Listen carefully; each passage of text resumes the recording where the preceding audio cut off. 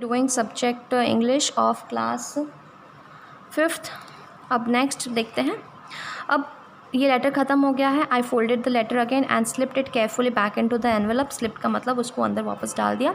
I kept awake all the night, पूरी रात में जगा और by the morning I knew what I have to do. तो पूरी रात जगने के बाद उसको पता चल गया कि उसको क्या करना था, उस लेडी के पास जाना है। And I drove to Bridport just a few miles away, थोड़े से दूर था वो। And I asked the boy walking his dog with the copper beeches was House number 12 turned out to be nothing but a burnt out shelf, roof gapping and the windows boarded up. अब उसने एक लड़के से इसका जो है पता पूछा, तो बस वो घर, तो वो जो कॉपर बीच पे जो 12 नंबर का घर जो था वो पूरी तरीके से जला हुआ था और उसको एक्सप्लेन किया गया है। उसने क्या किया, पास वाले के पास जो है वो गया और उसने उसको डोर को नॉक किया। तो I knock at the house next door and asked if anyone knew about the whereabouts of the Mrs McPhersons. तो उसने पूछा कि क्या इनके घर वाले कहीं कोई रहते हैं। Oh yes said the old man in his slippers. He knew her well, a lovely old lady, he told, a bit muddled-headed, but at her age she was entitled to be. Wasn't she 101 years old? अब उस जैसे पास वाले घर में गया तो उस old man ने कहा, जो स्लीपर्स पहने हुए थे, कि हाँ मैं जानता हूँ लवली लेडी है, बट थोड़ी सी कंफ्यूज है। मडल हेडेड का मतलब होता है थोड़ी सी कंफ्यूज है, क्योंकि उस उम्र में जो जैसे उम्र होती है थोड़ा सा माइंड का वर्क पावर भी कम हो जाता है, तो कंफ्यूज होना जाहिर सी बात है। उसका उम्र कितना था, 101 ईयर्स ओल्ड के थे। She has been there in the house when it caught fire. जब आग लगी थी तो वो घर पे थी, बट किसी को पता नहीं चला वो किस वजह से आग लगी थी। No one really knows how the fire had started, but it could well have been candles. तो उसने कहा कि शायद कैंडल्स की वजह से आग लगी होगी, क्योंकि वो इलेक्ट्रिसिटी इस्तेमाल नहीं करती थी, क्योंकि उसको कॉस्टली पड़ती थी, और वो कैंडल्स इस्तेमाल करते थी शाम के समय। Okay, the fireman has got out her in the time. उसको फायरमैन ने उसको निकाल दिया था समय पर, और उसको नर्सिंग होम में रखा गया है। और ये इसका एड्रेस है Burlington house in the Dorchesters road, ठीक है ना, and other side of the town की दूसरी तरफ था। तो ये आपको क्वेश्चंस दिए हुए हैं, इसको रीड करके आप लिख सकते हैं उसके आंसर्स। नेक्स्ट आ रहा है, I found a Burlingtons house nursing home easily. तो जैसे वो वहाँ गया तो उसको ये हाउस अच्छे से मिल गया। And there was a paper chains up in the hallway and lighted Christmas tree stood in the corner with the lopside angels on the top.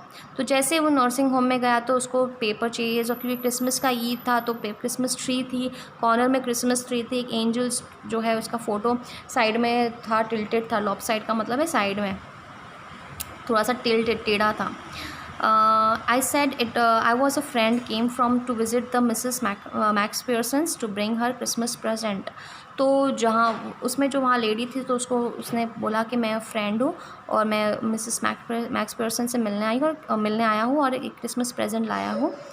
I could see through into the dining room where everyone was wearing a paper hat and singing। तो वो जब वहाँ गया तो उसने देखा कि सब लोग पेपर हैट पहने हुए गाना गा रहे हैं क्रिसमस के हिसाब से। The matron had a hat too, matron का मतलब जो हेड नर्स थी उसके पास भी जो है उसने भी टोपी पहने हुए थी, अनहैप्पी थी। She offer me a mince pie, तो उसको कुछ खाने के लिए दिया, मीट के बना हुआ कुछ पाई था। She walked me along the corridor.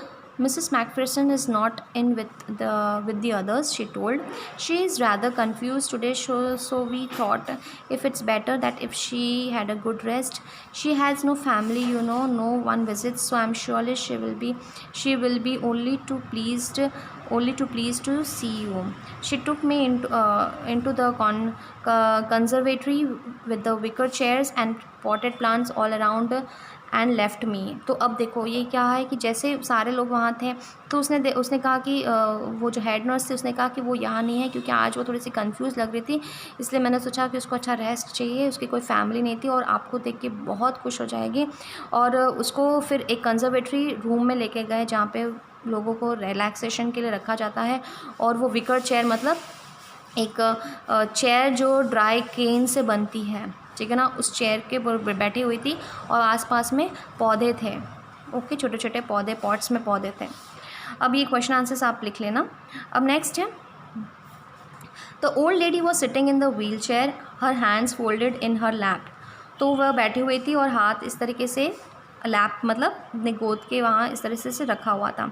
She had silver hair, white hair pinned into a विप्सी बन। तो कुछ हद तक बाल थे और वो एक बन बनाया था उसने। She was gazing out at the garden, वो बाहर देख रही थी, गार्डन में देख रही थी। गेजिंग का मतलब स्टेयर कर रहे थे। हेलो आई सेड, उसने क्या कहा था, हेलो। जो लड़का आया उसने क्या कहा, hello. She turned and looked up me vacantly, एकदम से देखने लगा कि कौन है। Happy Christmas corny, I went on. उसने क्या कहा, happy Christmas, I found this, I think it's yours. तो उसने कहा कि मुझे ये चीज़ मिली है और मुझे लगता है ये तुम्हारी है। As I was speaking her eyes never left my face, जैसे मैं बोल रहा था उससे तो वो एकदम गौर से उसके फेस को देख रही थी। I open the tin box and gave it to her, उस बॉक्स को खोला और उस लिफाफे को उसको दिया। And that was the moment her eyes lit up with recognition and her face became soft with a sudden glow of happiness. तो उस समय जैसे मैंने उसको लिफाफा दिया, वो एकदम वो खुश हो गई, आँखें एकदम लिट अप करने लग गया, एकदम से देखने लग गई मुझे और वो एकदम खुशी उसको महसूस हो रही थी। आई एक्सप्लेन्ड अबाउट द डेस्क, मैंने उसको कहा कि मैंने डेस्क के बारे में मैं कहने की कोशिश की कि मुझे मिला था, मैं लेके गया था, तब मुझे वो लिफाफा मिला। But about how I found it, but I don't think she was listening, but वो सुन नहीं रही थी। मैं कोशिश कर रहा था एक्सप्लेन करने की। For while she had nothing but stroke the letter tenderly with her finger tips, और धीरे धीरे उस लेटर को ऐसे हाथ से घुमा रही थी एकदम softly. Suddenly she reached out and took my hand, और फिर उसने मेरे हाथ पकड़ा। And her eyes was filled with tears, और उसकी आंखों में बस आंसू था। You told me you had come home by Christmas dearest, she said. तो तुमने कहा था कि क्रिसमस तक मैं वापस आ जाऊँगा, एंड हियर यू आर, और तुम आए हो आज मेरे लिए एक बहुत ही बेस्ट क्रिसमस प्रेजेंट है वर्ल्ड में। Come closer gym and sit down. तो उस लेडी को लग रहा था कि ये उनका पति है, जिम है, इसलिए उसको पास में बिठा रहे थे कि मेरे पास आके बैठ जाओ। आई सैट बिसाइड हर, तो वो आदमी जो है वहाँ बैठ गया। And she kissed my cheek, उसने गाल पे उसको किस किया। I read your letter so often Jim every day, I wanted to hear your voice in my head. तो मैं हमेशा तुम्हारा लेटर पढ़ती थी और अब मुझे तुम्हारी आवाज़ सुननी है। It always made me feel you were with me. तो ये जो लेटर से हमेशा मुझे लगता था कि तुम मेरे पास में हो, एंड नाउ यू आर, अब वापस आ गए हो, and now you are back and you can read it to me yourself, और ये लेटर तुम मुझे खुद सुना सकते हो। Would you do that for me, क्या तुम ये कर सकते हो Jim dear? I just want to hear your voice again. I had love that so much, and then perhaps we have some tea and have made you a nice Christmas cake, marzipan all around. I know you love it. How much you love marzipan. तो इस तरीके से वो gym से बात करने लगी कि किस तरीके से हम अभी थोड़े टाइम में चाय पियेंगे और मैं आपकी आवाज़ सुनना चाहती हूँ, और फिर हम क्रिसमस केक खाएंगे, और तुमको ये जो ऊपर वाला जो लेयर होता है वो आपको बहुत अच्छा लगता है। ये सारी चीज़ें उसने कही।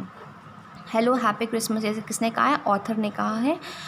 What did the McPhersons do with the letter when the author gave it to her. तो उसने क्या कहा, एकदम से उसको देख रही थी, स्ट्रोक कर रही थी, हाथ घुमा रही थी उसके ऊपर। Who wrote and to whom that he had, किसने किसको लिखा था, जिम ने उसकी वाइफ को लिखा था। ठीक है ना, लवलीस्ट का मतलब है डियरेस्ट। अब ये कॉम्प्रिहेंशन है, ये तो लिखने की ज़रूरत है नहीं है, आपने इतना लिख लिया है।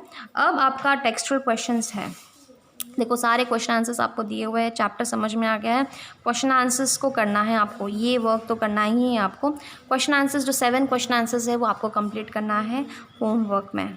ओके, तो हमारा ये चैप्टर कंप्लीट हो गया है।